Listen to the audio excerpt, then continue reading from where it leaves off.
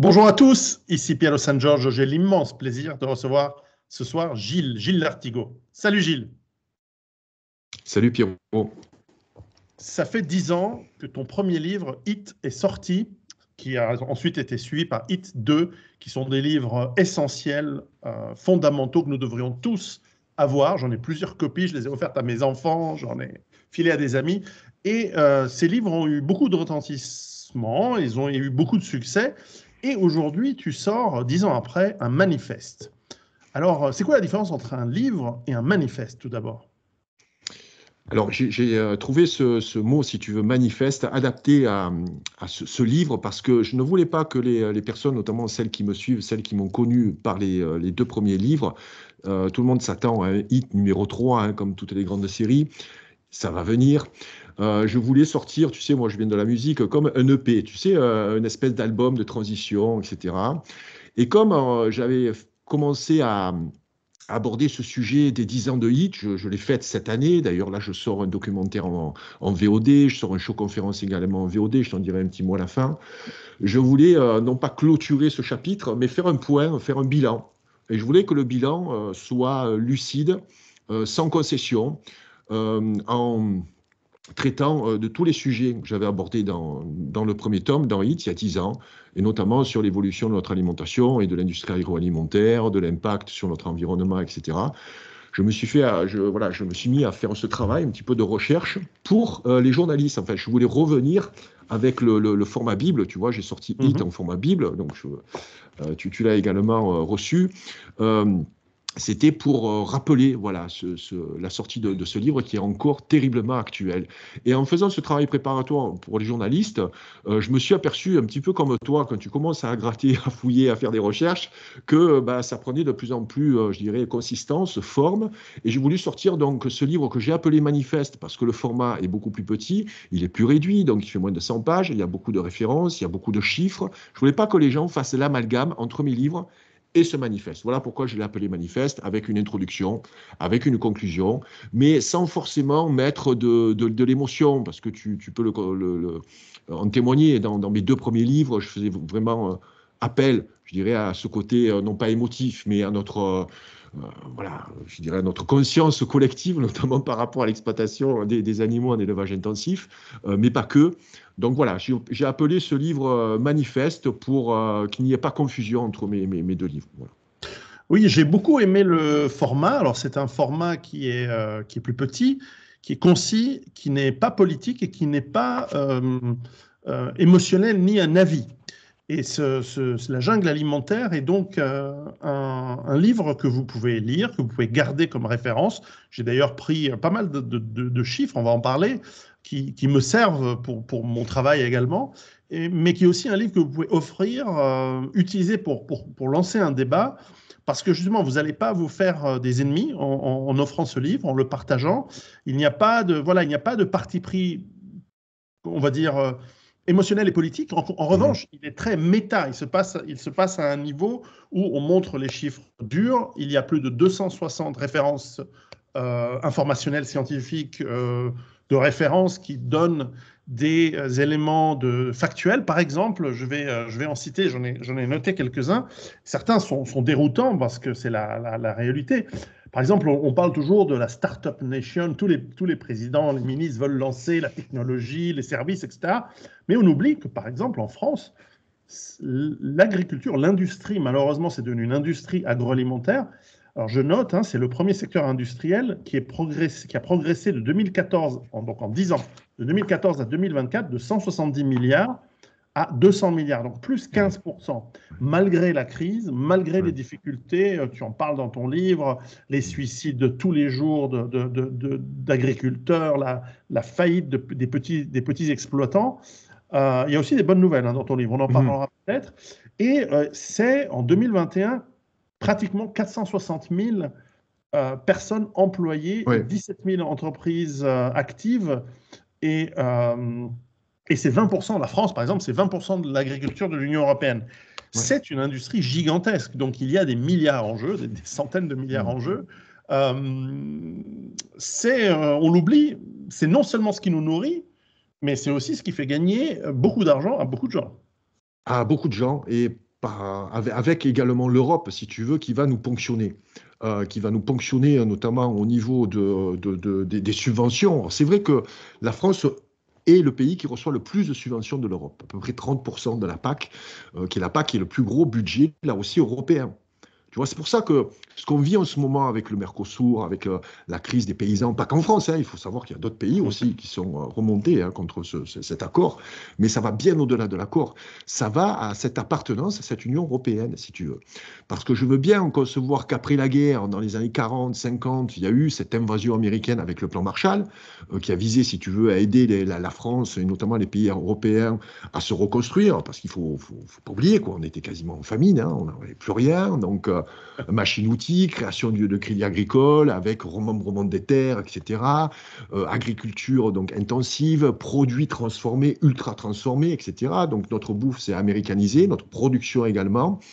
Et il faut savoir que la France joue un rôle majeur.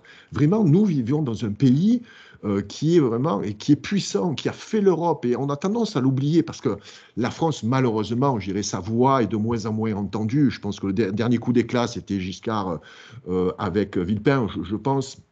Après tout ça, c'est délité.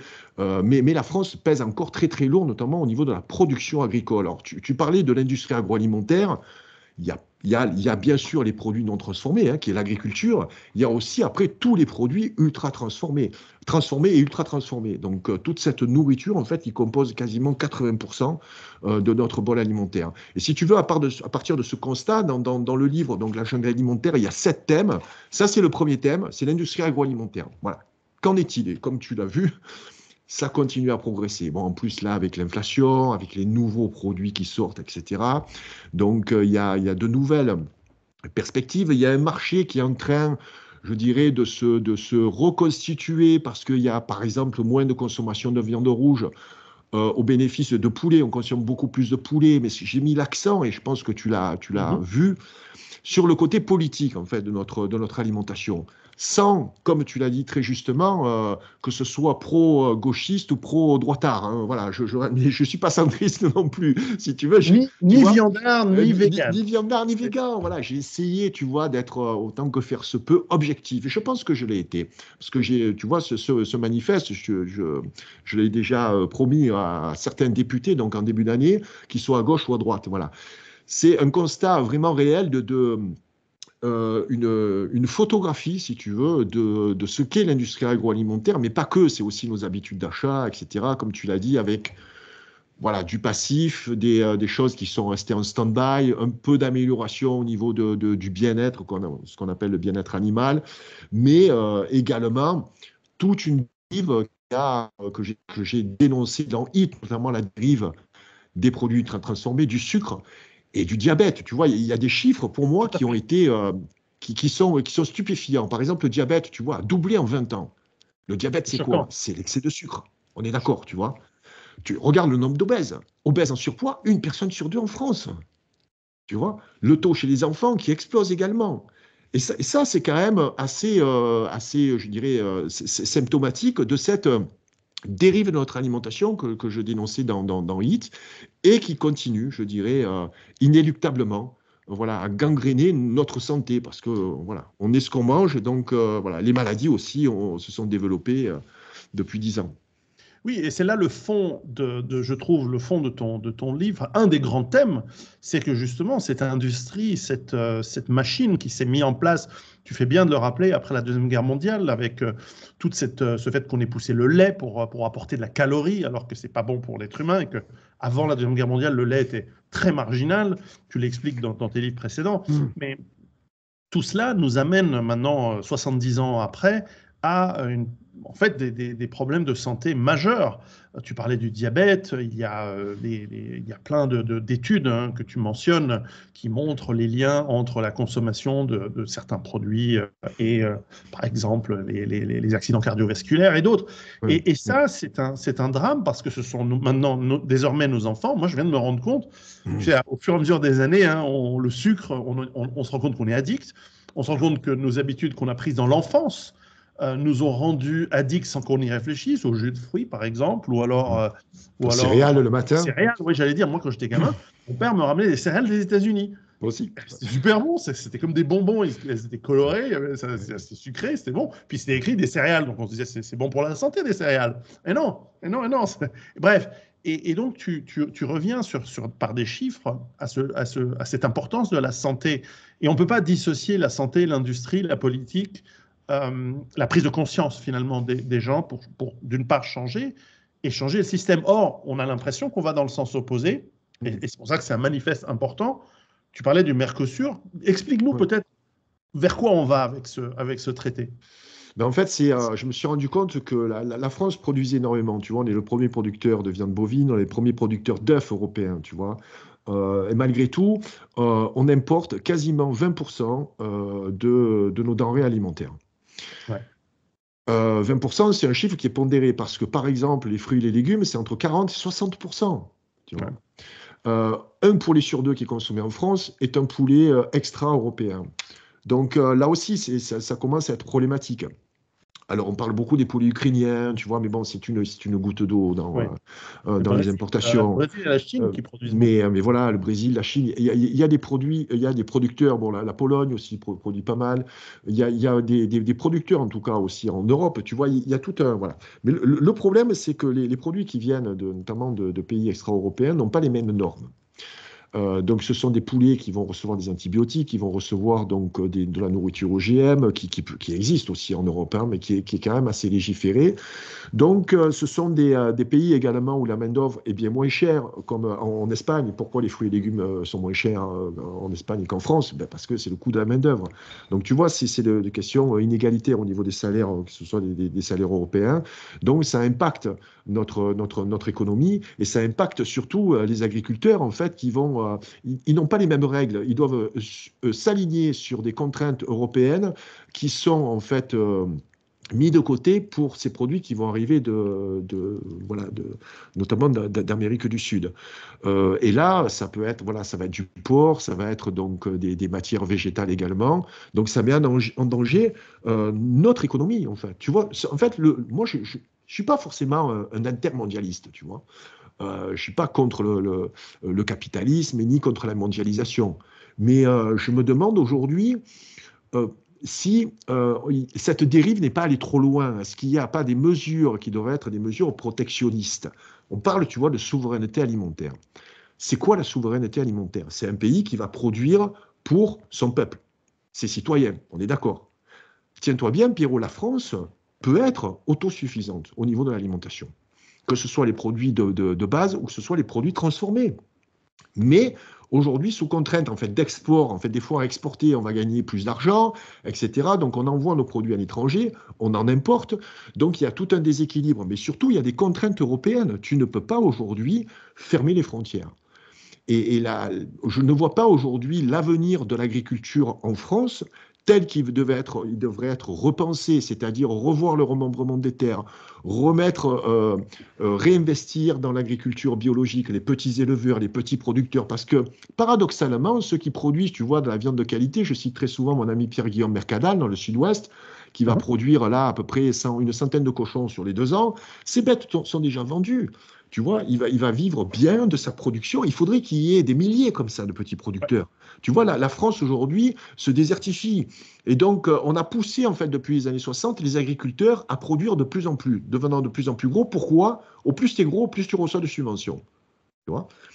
Et donc, c'est contre-être, en fait. On a mis l'intérêt, en fait, l'appât du gain au-dessus de notre intérêt au niveau de notre santé.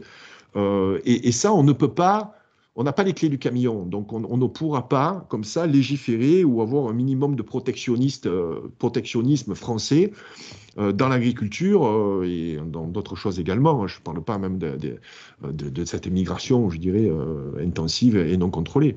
Tu vois, on est pris dans un étau et je vois mal la France, en fait, ne pas plier aux directives européennes. Et puis là, on l'a vu avec le Mercosur. Le Mercosur, j'ai dit, c'est un indicateur. Si le Mercosur est signé, on voit que la France, en fait, n'a plus aucun poids, je dirais, dans l'Europe. Donc, il y a plein de pays aujourd'hui qui sont intéressés par le Mercosur. Parce que le Mercosur, c'est pas que l'alimentation, hein.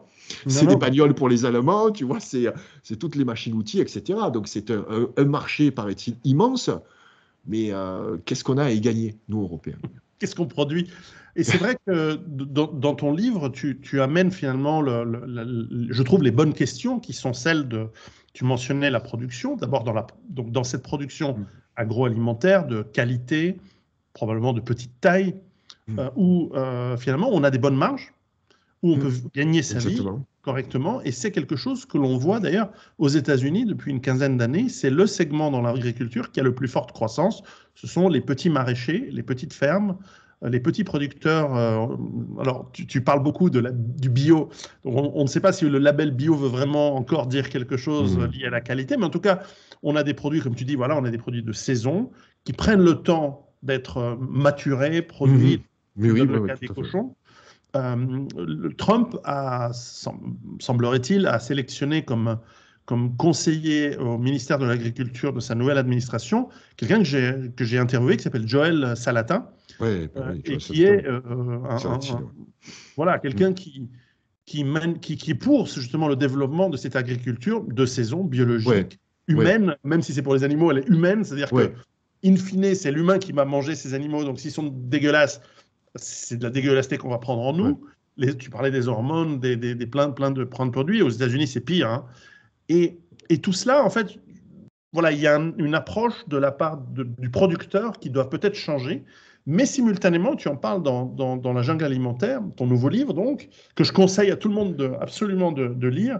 Je mettrai les liens où ils peuvent l'obtenir sous la descriptive de la vidéo. Mais aussi à nous, le consommateur, de faire ses choix. Parce que, putain de bordel de merde, on n'est pas obligé d'aller chercher le poulet à 3 euros le kilo, gros comme qui a grossi en 6 semaines, qui est bourré de produits, qui a vécu dans un espace grand comme ça. On n'est pas obligé d'aller chercher le moins cher et le plus dégueulasse. Alors, je sais, les gens vont nous dire, oui, mais tu comprends, on ne gagne pas assez d'argent. Ouais. Mais je sélectionne. J'ai un ami qui me dit, j'ai pas d'argent pour la meilleure viande, mais j'achète le meilleur fromage. J'ai pas l'argent pour le meilleur fromage, j'achète le meilleur, la meilleure salade. Et bon, certes, c'est pas facile, je comprends. Euh, on a aussi on a un vote avec notre portefeuille, avec nos choix. Et tu en parles dans ton livre. Donc, comment on peut conjuguer ces deux choses qui, elles, ne sont pas sous le contrôle de l'industrie? Parce qu'on peut, on peut choisir. Ouais, ouais, on peut choisir, on peut choisir. Mais en fait, je comprends très bien qu'on puisse être attiré par les bas prix. Tu vois, c'est légitime. Bien En sûr. plus, surtout que l'alimentation, si tu veux, ça disparaît très vite, hein. Je sais pas si c'est toi qui disais que l'alimentation, c'est un des meilleurs investissements, c'est notre réserve alimentaire. C'est vrai parce que les prix augmentent et flambent. Tu vois, moi qui suis, je te rappelle, j'avais fait une vidéo dans le club du maquereau. Tu sais, les Oui. boîtes de maquereau, j'avais fait un Ouais, spécial survivalisme, tu vois, ouais. avec les boîtes de haricots Heinz, tu sais, à la sauce tomate. Je dirais qu'ils sont pas forcément très mauvais, hein. Il y a un peu de sucre dedans, mais bon, ça, Un c'est de peu. pur survivalisme, tu vois, Oui, oui, oui. avec ces fameux maquereaux à l'huile d'olive. La boîte est passée, bon, c'est connétable, c'est une marque plutôt haut de gamme, de 2,75 € il y a un an et demi à 3,75 €. Ça a pris 1 €, tu vois. Donc, après, c'est des bas prix. Donc, voilà, je dirais les bas prix, on peut les intégrer facilement. Après, ce qui concerne le poulet, c'est pas facile. Tout le monde, je dirais, n'a pas le même budget.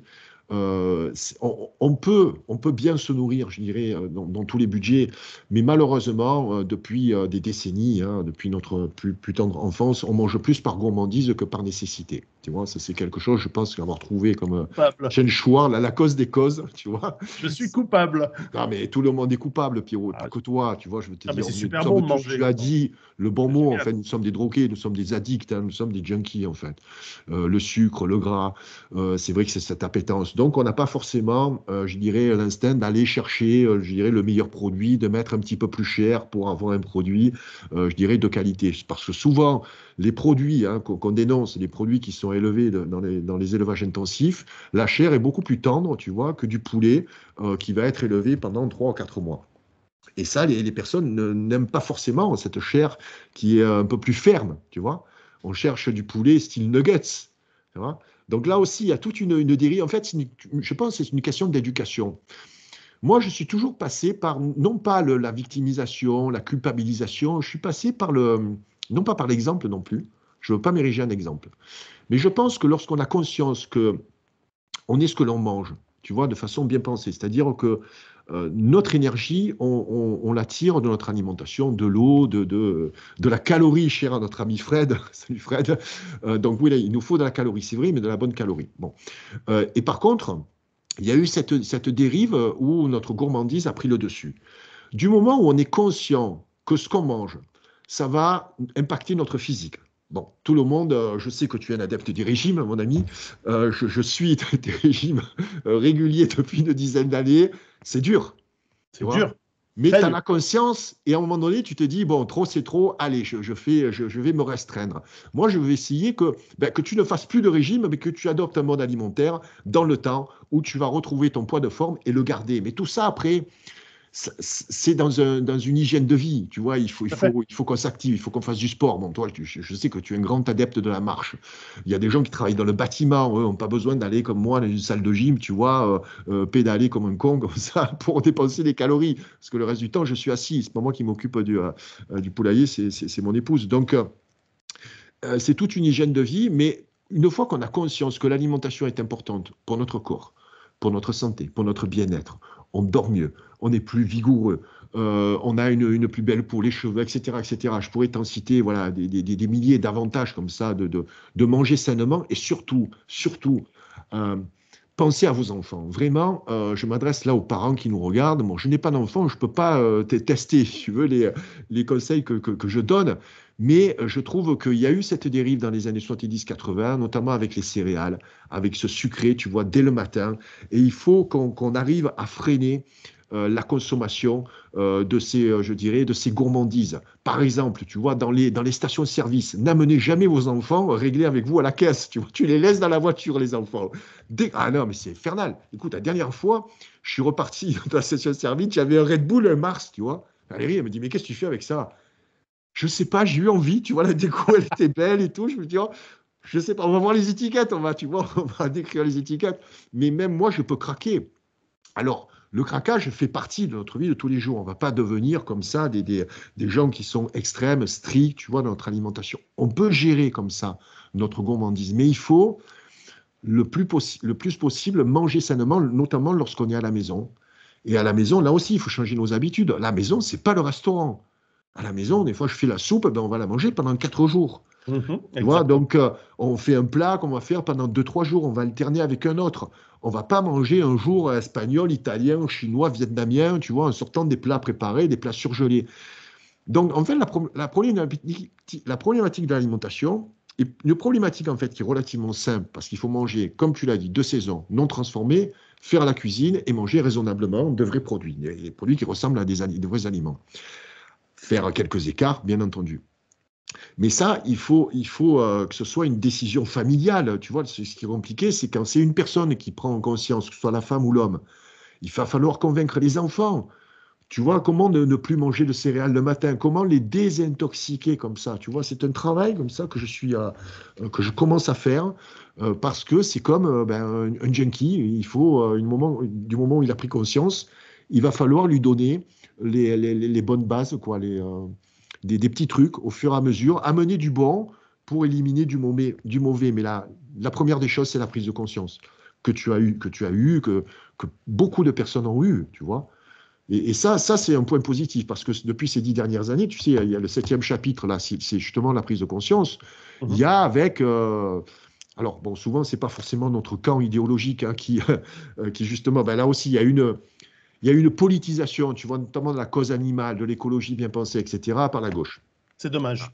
C'est très dommage, surtout que c'est des gens hyper fermés, si tu veux. Moi, donc, C'est sûr, c'est dommage, oui, mais effectivement. oui, c'est dommage pour eux, c'est dommage pour tout le monde, tu vois, parce Ouais. que je m'excuse, hein, un cochon, Non, ça mais ne vote pas. il dégoûte la majorité, c'est ça Ok. qui est dommage. Tu es d'accord avec moi? Un cochon, ça Ouais. ne vote pas. Je dirais le bien-être animal. J'ai même des gens aujourd'hui comme Papacito qui me soutiennent, qui sont outrés de l'élevage intensif. Voilà. Alors, là aussi, l'élevage intensif. Moi, je ne tiens pas le discours que tient L214 ou la rêve avec Emery Caron, où il faut abolir l'élevage intensif. Mais c'est complètement utopique, c'est irréalisable. On ne va pas fermer les abattoirs. Tu Non, vois, mais mais par c'est évident. contre, il faut amener un petit peu plus, je dirais, de contraintes au niveau de la production, commencer à baisser cette production en aidant des producteurs comme Pierre Guillaume et d'autres qui vont élever, je dirais, des poulets avec de vraies conditions dans, je dirais, la terre. La France est une terre fertile, tu vois, pour ça. Et Oui, en tout cas, tu vois, et je suis persuadé, excuse-moi, je termine oui, là-dessus, je suis persuadé que tu vois, toi qui donnes beaucoup de conseils, où investir, où aller habiter, quel job faire, etc., quittez les villes, faites une formation de paysan ou d'éleveur, vous faites une petite production, etc., je vous assure que vous allez bien vivre. C'est un marché d'avenir, c'est une profession d'avenir. Par contre, on n'a pas les 35 heures, on ne va pas partir, tu vois, 4 semaines à Bali ou ce genre de choses. Hein. Bon, non, mais c'est un retour à la nature. C'est pas un retour en arrière, attention. Hein. non. C'est une opportunité, tu vois, une vraie opportunité. Je sais que toi, il y a beaucoup de survivalistes qui nous écoutent, beaucoup de personnes qui sont parties vivre en campagne, etc. Essayez de réfléchir comme ça à des petites productions alimentaires à votre échelle et vendues localement. Soit sur les marchés, tu vois, les marchés, c'est fantastique en France. En gros, tu payes ta place, tu arrives, tu poses ta table et tu vends tes trucs. Tu vois. Mm. D'ailleurs, je vais essayer de faire ça, je pense, l'année prochaine. Donc, Non, faire non, quelques marchés, tu vois. il y a évidemment l'équation qui est difficile à résoudre pour l'instant et qu'on ne voit pas encore une réponse. Tu en fais l'allusion dans la jungle alimentaire. C'est clairement si nous devions produire localement et uniquement de cette manière-là, nous n'arriverions pas à nourrir l'ensemble de la population Non. et surtout pas dans des pays où il fait un peu plus froid, comme l'Angleterre. Euh, Après, on a des surprises. Là, je suis en Islande, je vais rentrer demain. Mais l'Islande est un des grands producteurs de tomates en Europe. Alors, on s'y attend pas parce qu'il fait froid, il fait 0 degré toute l'année. Mais en fait, c'est parce qu'ils ont de l'énergie géothermique, ils ont de la chaleur, et donc ils créent de l'électricité pour faire de la lumière et la chaleur pour créer des serres, et ils produisent beaucoup de légumes, en fait. C'est relativement récent. Donc, tu as raison, on ne reviendra pas en arrière, on ne reviendra Mm. pas à l'agriculture de nos grands-parents qui faisaient pipi et caca dans le champ pour le fertiliser. On a la technologie, on a des avantages de connaissances incroyables, et simplement, il faut être rationnel. Et c'est là où il y a des bonnes nouvelles dans Mm. ce manifeste. Dans les chiffres que tu donnes, tu montres que les consommations commencent à changer. On consomme moins de viande rouge, par exemple. Ça c'est notable.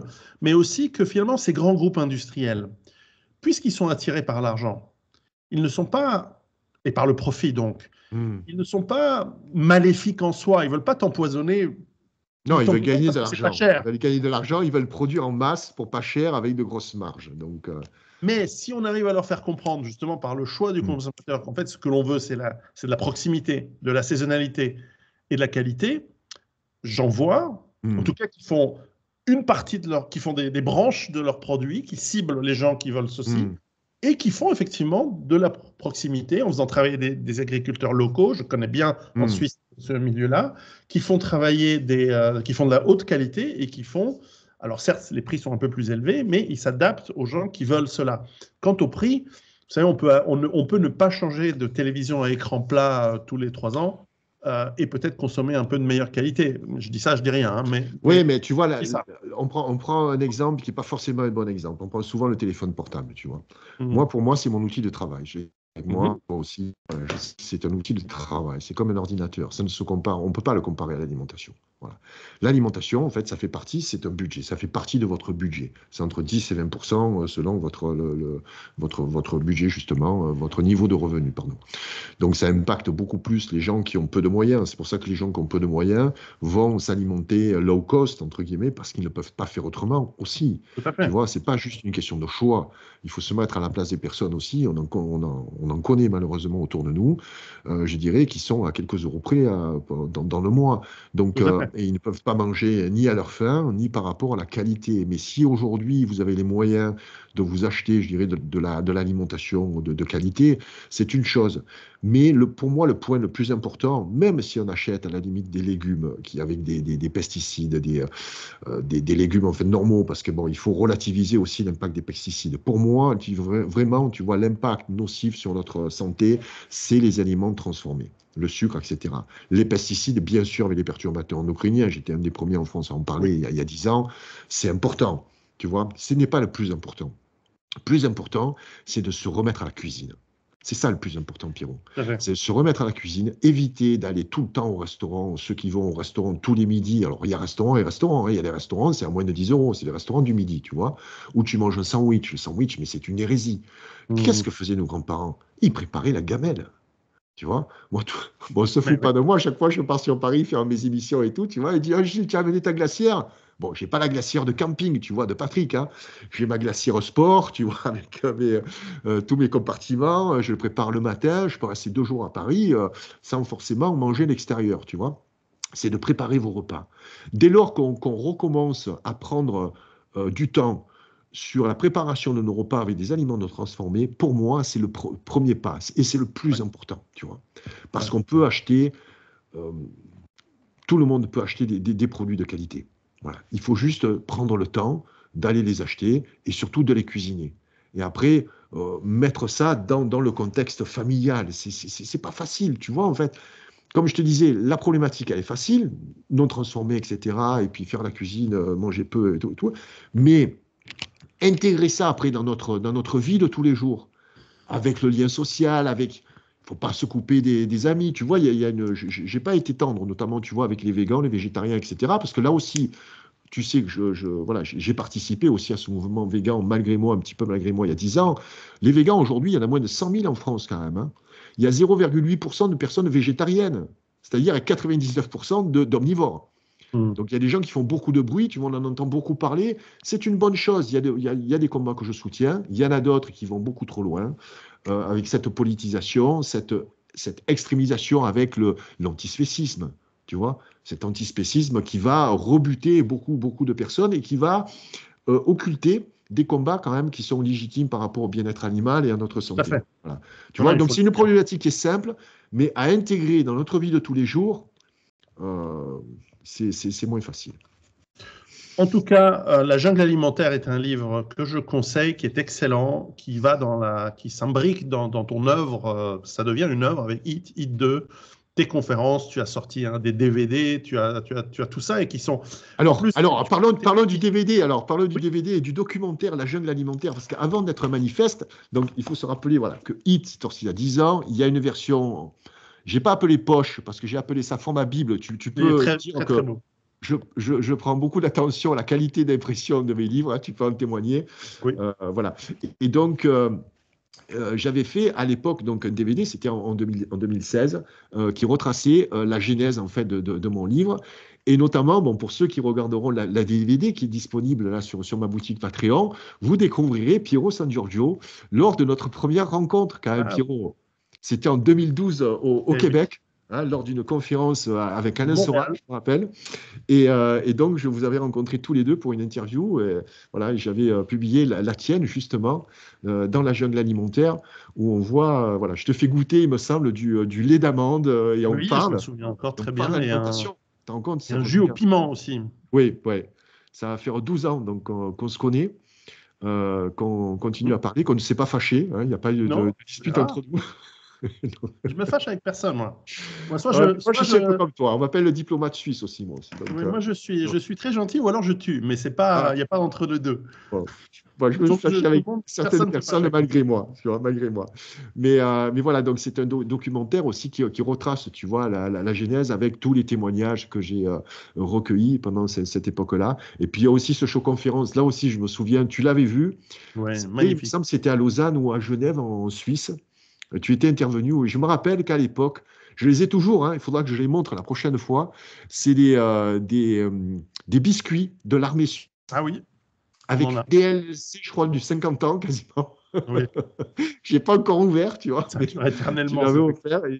Et ouais, et on avait fait aussi une conférence commune, il me semble, c'était à Genève. Voilà, c'était voilà, de beaux souvenirs. Et c'est vrai, tu vois, cette problématique, tu peux le constater, est encore terriblement actuelle. Voilà. Mais il y a des bonnes nouvelles vous découvrirez, je pense que ceux qui nous écoutent découvriront aussi dans ce livre que ce n'est pas qu'un livre où on se plaint, c'est un livre qui fait un constat, parfois dur, mais qui constate aussi qu'il y a des changements possibles dans le bon sens. Et c'est important parce que c'est pas une question d'espoir ou pas d'espoir, mais de constater que voilà, on n'est pas dans une logique volontairement à tout prix mortifère. On peut changer par notre comportement. Les économies changent. Alors peut-être pas tout le monde, pas 100% de la population, mais petit à petit. Et puis même Et, ces gens dans ces mouvances véganes, etc., etc., une grande partie d'entre eux, et, finalement, pèse aussi pour le changement Oui. d'attitude, parce que dans l'ensemble, il y a certains de leurs combats qui sont très bons, comme par Ouais. exemple contre la Les maltraitance élevages des des poules en laboratoires. cage, tu vois, les poules en cage, on va être le premier pays, notamment l'année prochaine, à interdire l'élevage donc des poules en cage pour la production d'œufs. Ça, c'est Ouais, grâce à L214 et à d'autres associations de ce type. là, Tu c'est vois, il y très a bien. eu quelques avancées. Comme Brigitte Bardot, tu vois, toute sa vie, elle a Oui, combattu justement cette maltraitance. Le seul combat et ce qu'elle est arrivée à imposer, quand même, c'est un changement majeur, notamment dans les abattoirs. Donc, hors, bien sûr, abattage rituel, hein, où l'animal doit rester conscient, malheureusement. C'est l'abattage donc avec le matador, tu vois, qui est cette tout à pointe fait. donc, d'acier qui va perforer comme ça le crâne du bovin, et qui va l'endormir, voilà. Mais malgré tout, voilà, tu vois, on consomme encore 21 millions de cochons par an. Ces 21 Oui, millions de c'est cochons, il y gigantesque. a 95% quand même de la production de cochons, qui est une production d'élevage intensif. Et Ouais. ce qu'on mange, en fait, les producteurs qui élèvent des cochons comme ça ne mangent pas leurs propres cochons, hein. Ils ont intérêt. Avec, Il y a des antibiotiques qui peuvent être j'espère que, néfastes aussi pour nous. Tu vois, on est sur une pandémie d'antibiorésistance parce qu'on mange beaucoup trop d'antibiotiques, donc via le cochon. C'est des cochons, en fait, qui reçoivent donc ces antibiotiques, donc également qui vont être donc nourris avec tout ce qui est farine, je dirais, et d'OGM, etc., qui vont recevoir surtout une alimentation qui va être, voilà, qui va pas correspondre, je dirais, à leurs besoins et surtout leurs besoins naturels. C'est de rester au moins à l'extérieur, tu vois. Donc, ne pas confondre les éleveurs. Et là, tu vois, je voulais bien marquer vraiment ma différence entre les spécistes, les antispécistes et les végans. C'est que moi, je soutiens les éleveurs comme Pierre-Guillaume Mercadal. Et je dénonce par contre l'élevage intensif sans forcément vouloir l'abolir. Voilà, je dis qu'il y a des conditions quand même qui sont abjectes. Voilà. et d'interdire ou de faire des lois, il faut changer les attitudes des gens. En tout cas, pour ceux qui veulent en savoir plus, évidemment, je conseille tes livres. Lisez les livres de Gilles, mais surtout aussi, abonnez-vous à son canal Patreon. Tu fais, je dois dire, un contenu d'une grande qualité, d'un grand professionnalisme. Moi, je n'arrive pas à ta cheville au niveau du professionnalisme. Moi, je Oui, bazarde des vidéos comme ça. Toi, oui. tu fais des trucs montés avec des effets. Enfin, vraiment, tu fais un travail qui mérite dans sa forme, mais surtout, évidemment, le fond est ce qui est important, Oui. qui mérite le truc. Tu interviews énormément de gens. Tu fais intervenir sur tous les sujets d'actualité comme de fond des gens de qualité, des gens pertinents. Tu fais vraiment beaucoup d'efforts. Donc, abonnez-vous au canal Patreon de Gilles. Vous trouverez toutes les informations ci-dessous, puisque cette vidéo sortira sur mon Patreon d'abord et Ben quelques jours plus oui. tard sur YouTube en public. Et donc, vous qui êtes sur Patreon, vous connaissez Gilles, parce que généralement, on a des abonnés qui sont communs à tous les deux. Oui, Mais oui. ceux qui nous découvrent ou qui te découvriraient pour les plus jeunes sur YouTube, essayez au moins un mois ou deux d'abonnement sur Patreon, vous verrez, ça en vaut la peine. Essayez aussi chez moi. Mais c'est Oui. génial parce que c'est Oui. vraiment là où on peut prendre le temps de discuter, de Oui. dialoguer avec déjà une communauté qui se forme, dans laquelle il y a des gens compétents, il y a des gens qui ont des informations, il y a des gens qui ont des expériences à partager. Ça, c'est quelque chose qu'on n'a pas sur les réseaux gratuits. Et ça, c'est pour ça que Oui, ça oui, m'adapte. tu fais bien de le dire. Merci beaucoup, Pierrot. Moi, également, je suis abonné depuis le début, donc sur ta chaîne. Il faut savoir que les Patreons, en fait, ils ont une façon, bien sûr, de soutenir les auteurs, pas que, parce qu'on fournit tous du contenu. Toi aussi, tu en fournis. Moi, c'est vrai que je mets peut-être un peu plus d'attention sur la forme, mais bon, tu sais que je travaille beaucoup par plaisir, Et tu es donc un artiste, voilà, c'est pour ça. voilà, c'est pour ça. Mais bon, c'est vrai C'est que vrai. le fond, et puis on retrouve des gens comme Aldostérone, toi, et puis d'autres. Donc, c'est vrai qu'il y a beaucoup de personnes aujourd'hui qui se mettent sur le Patreon. Pour aussi une raison, parce que là, je vois, tu vois, une intervention que j'ai faite sur Instagram où j'ai parlé justement des poulets ukrainiens, tu vois. C'était un extrait de l'interview que tu as écouté avec le média 442. Ben, il faut savoir que cette publicité a été donc non validée par Instagram et qui risque de me faire perdre ma chaîne également. Et pourtant, je dis juste qu'il y a un poulet sur deux qui est consommé et qui est extra-européen, et je parle donc des poulets ukrainiens, sans critique, tu vois, juste en donnant l'information. Et ça n'a rien à voir Ça avec a la été, guerre. alors non, écoute bien, ça a été validé par les moteurs de recherche, par les algorithmes Instagram, puisque la publicité a eu, tu sais que Mhm. maintenant, si tu monétises pas en fait tes posts, tu n'es pas vu. Donc ça, rien n'est gratuit en fait, Hélas, hein, même les réseaux sociaux pour malheureusement. les professionnels en tout cas, peut-être pas pour les amateurs, mais Donc, elle avait été validée, elle a tenu pas 8 heures, tu vois. Donc, je pense que ça a été invalidé par un humain, quoi, tu vois, par quelqu'un qui va, ou alors elle a été dénoncée. Donc, pour en revenir à ce Patreon, c'est là encore notre dernier espace de liberté. Jusqu'à quand, je ne sais pas. Mais voilà, c'est un espace où on peut, je dirais, déployer, je dirais, toutes nos connaissances, sans forcément trop de contraintes. Je sais qu'on ne peut pas tout dire quand même non plus, il faut Bien faire sûr. attention, mais, Et, mais quand même, c'est un espace qui est beaucoup plus, je dirais, libre pour nous et ça nous permet de parler également à des gens également qui apprécient notre travail, qui ne vont pas juste nous juger sur un post, une vidéo ou un réel, tu vois. Donc, c'est non, non, c'est important. vrai. D'ailleurs, pour la petite histoire, c'est qu'au tout début de la vie de Patreon, et c'est pour ça que j'ai choisi cette plateforme, en fait, ils ont fait de la censure comme tous les autres, et simplement du fait de leur structure juridique qu'ils ne peuvent plus changer, parce que c'est trop facile de changer une structure juridique après que les gens aient signé un contrat avec toi, eh Ouais. bien, ils ont été attaqués par des gens qui ont été censurés, et ça fait jurisprudence, et les gens qui ont été censurés ont gagné.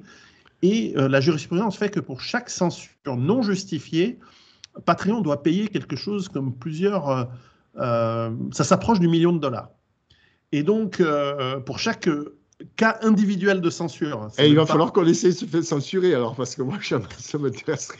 Et donc, ils ne censurent quasiment plus rien. Et même quand ils censurent, ils ont un processus. Ça m'est arrivé une seule fois en 4 ans. Ils ont un processus qui est tout à fait bien, pour dialoguer et expliquer pourquoi ils ont censuré et c'est quelque chose avec une interaction humaine. C'est pas Ouais. comme étant parce qu'en fait, ça leur coûterait très très cher de se faire avoir parce que la jurisprudence, elle compte. Hein. Dans le droit anglo-saxon, jurisprudence, c'est une loi. Et en fait, par ce dialogue, ils ont d'ailleurs pu me convaincre pourquoi ils avaient raison de m'avoir censuré. Je crois que c'est la seule fois de ma vie où j'étais d'accord avec le censeur. Et tu vois, Parce des que je me fois, suis fait censurer le plein de fois. dialogue est nécessaire, quoi. Tu vois, le Oui. dialogue est nécessaire. Malheureusement, sur les Instagram, Facebook et tout, tu n'as pas moyen de dialoguer. Donc, pour en revenir au Patreon, c'est vraiment là où on peut, je dirais, apprécier vraiment notre Ouais. travail, tout comme les livres où nous ne sommes pas censurés. Pas encore, là aussi, quoi. Donc, Retrouvez donc Gilles sur Patreon. Retrouvez-le aussi sur les liens que je mettrai ci-dessous pour Hit 2, les DVD et la jungle alimentaire, ce manifeste qu'il faut lire, qu'il faut ensuite offrir. Je pense que c'est. En plus, il n'est pas très cher. Donc c'est un livre accessible. Vous pouvez en acheter par lot de 10. Ce sera plus simple. Et offrez-le. Bon, là, c'est un peu tard pour Noël, mais vous pouvez ouais. l'offrir pour. Il y a encore les saints, le 6, Mais l'Épiphanie, vous pouvez ouais. offrir. Pour la petite anecdote, Pierrot, j'ai commencé à avoir des retours justement sur les premiers acquéreurs donc, du manifeste. Et il y en a beaucoup en fait qui l'ont offert, notamment pour Noël et hier. Donc j'ai eu des retours. Ça a donné lieu à des sujets de conversation. Mhm. Et là, en fait, on a des chiffres, tu vois, parce que des fois, on parle sans savoir. Mais là, tous les chiffres, en fait, sont sourcés. Et je dirais, c'est agréable d'avoir une base lorsqu'on veut développer un sujet, c'est d'avoir voilà, des sources pour pas forcément dire n'importe quoi. Et c'est Oui. vrai que ça intéresse l'alimentation, reste tout le monde. Et il faut sortir vraiment de cette politisation intense qu'a fait la gauche ces dernières années. En tout cas, moi, je veux me positionner comme cette troisième voie et essayer de parler, je dirais, à tout le monde de ces sujets qui nous concernent tous. Gilles Lertigot, merci beaucoup. Merci Piero San Giorgio.